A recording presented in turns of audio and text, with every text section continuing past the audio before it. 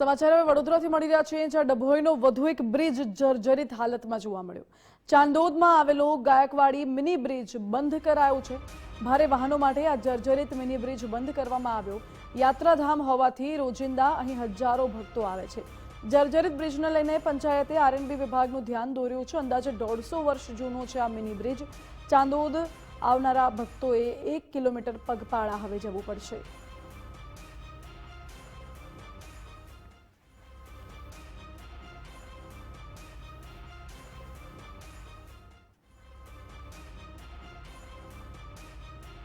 મહત્વનું છે કે વડોદરાની ગંભીરા બ્રિજ દુર્ઘટના બાદ તમામ જે જર્જરિત બ્રિજ છે તેનો અહેવાલ પ્રસારિત કરવામાં આવ્યો હતો। ત્યારબાદ તંત્ર એક્શન મોડમાં આવ્યું હતું અને તમામ જર્જરિત બ્રિજ અંગે સમીક્ષા કરી હતી, નિરીક્ષણ કર્યું હતું। સમારકામ પણ કરવાની કવાયત તેજ કરવામાં આવી હતી અને કેટલાક વધુ જર્જરિત બ્રિજને ભારે વાહનો માટે બંધ કરવામાં આવ્યો હતો। ત્યારે વધુ એક જર્જરિત બ્રિજ ધ્યાને આવ્યો છે।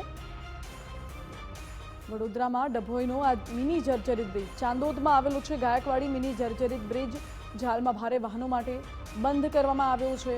યાત્રાધામ ચાંદોદ હોવાથી રોજિંદા અહીં હજારો ભક્તો આવતા હોય છે તર્પણ વિધિ કરવા માટે, એટલે જર્જરિત બ્રિજને હાલ વાહનની અવરજવર માટે બંધ કરાયું છે। વધુ જાણકારી આપી રહ્યા છે સંવાદદાતા પિન્ટુ પટેલ। જી પિન્ટુ। ચોક્કસથી જણાવી દો, વડોદરા જિલ્લાનો ડભોઈ તાલુકામાં યાત્રાધામ ચાંદોદ આવેલું છે। ત્યાં વધુ એક જર્જરિત બ્રિજ સામે આવ્યો છે। જ્યાં બ્રિજ છે 150 વર્ષ જૂનો ગાયકવાડી સરકાર દ્વારા બ્રિજ બનાવવામાં આવ્યો હતો, પરંતુ જે બ્રિજ છે તેની હાલત જર્જરિત છે। તો ગ્રામ પંચાયત દ્વારા CPWનું ધ્યાન આપવામાં આવ્યું, તેને લઈને બ્રિજ બંધ કરવામાં આવ્યો છે। હાલ જે ચાંદોદ જે યાત્રાધામ તરીકે લાખોની સંખ્યામાં લોકો શ્રદ્ધાળુ આગળ આવતા હોય છે, પરંતુ હવે લોકોને 1 કિલોમીટર ચાલીને પગપાળા જવું પડશે।